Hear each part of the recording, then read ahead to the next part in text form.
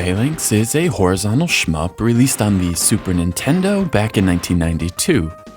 The game is more commonly associated with its box art, featuring a bearded man playing a banjo, than anything else.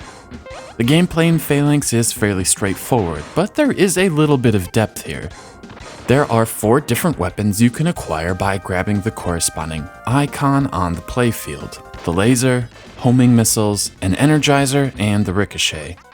All of the weapons feature rapid fire, except for the energizer. This weapon must first be charged up before firing. You can also store up to 3 weapons at once, and select whichever one you want on the fly.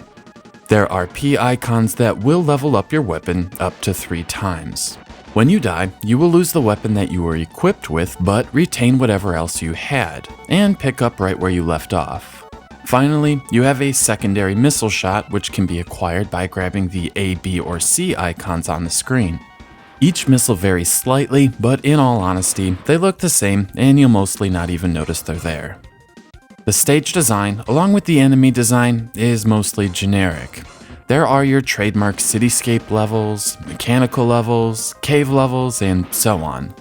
Many of the stages have multiple layers of parallax scrolling, giving a great sense of depth.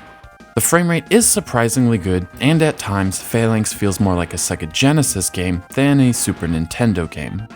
The second stage does feature transparent water in the middle of the stage. This water has a current to it that will push you to the edge of the screen. It's an interesting touch, but won't blow anyone away. During my time with the game, I did discover 2 hidden areas.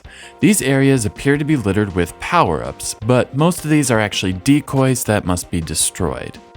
The music of Phalanx is also generic, and none of it ever stood out to me. Many times, sections of the tracks would repeat a few times before moving on to the next section of the song. There just isn't much depth to the compositions, but they do have a high energy feel and aren't offensive.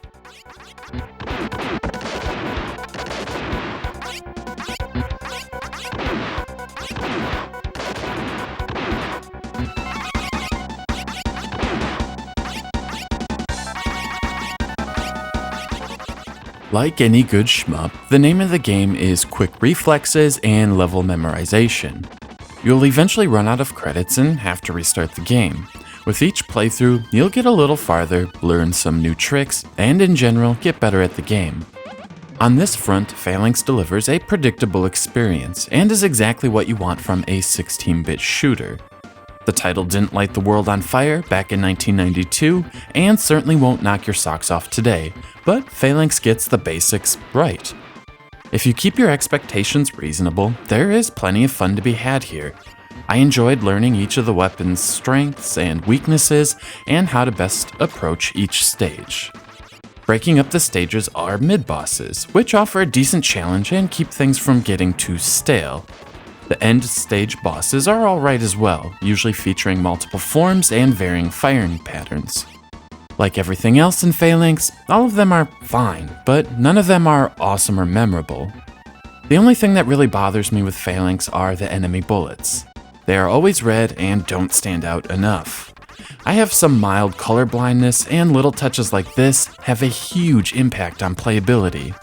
Better games have brightly colored enemy bullets, and that contrast would have been a welcome addition here.